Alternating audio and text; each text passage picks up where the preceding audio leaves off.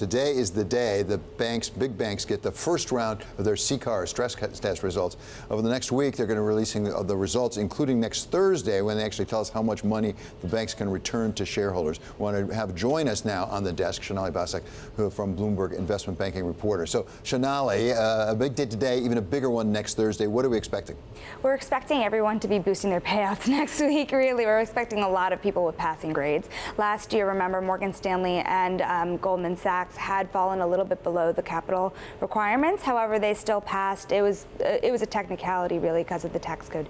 But the thing here is we were going to want to see higher payouts. There is a little criticism about this, remember? People want people to be retaining their earnings in tough times. So that's kind of the debate moving forward. And also the white whale is Deutsche Bank. Well, so there was a great Bloomberg opinion piece, actually, that came out that showed how more and more banks are passing more easily. There's a bar chart we can put up. Is that because the banks are getting so much better, or are the tests getting that much easier? Well, the editorial board argues that the tests are getting easier, and that's the real question mark here. Are they? This test is supposed to be one of the hardest yet. However, the investment bank should fare fairly well, given the stock and bond losses shouldn't be as severe.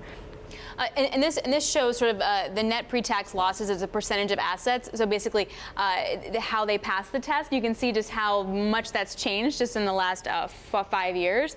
So as we go forward, though, what kind of calls would there be to make the test harder, or different scenarios that they have to start predicting? That's the big question, right? There's not been much change. This has been the same test for a very long time, and we've seen under the Trump administration so far banking regulation get lighter, not more aggressive. And so it kind of depends in the next couple of years how this goes. Remember, there are other regulations changing for the banks as well, Volcker, for example, being one of them.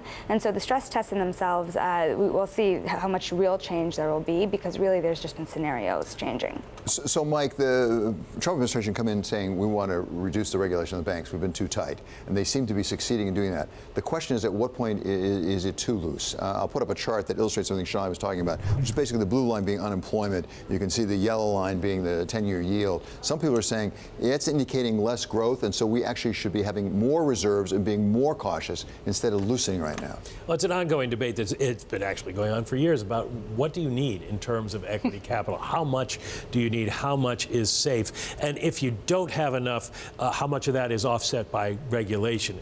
I wouldn't put all of this on the Trump administration. It's been a debate within the Fed and among legislators as well, because they went in after the great financial crisis and passed Dodd-Frank and just threw the kitchen sink into that bill. And now people are stepping back and saying what makes sense. To a certain extent, the banks have gotten better at this. They have raised their capital levels. They also understand better how to manage their capital through a crisis. And as Sonali says, this is going to be the stress test scenarios are going to be the toughest ever.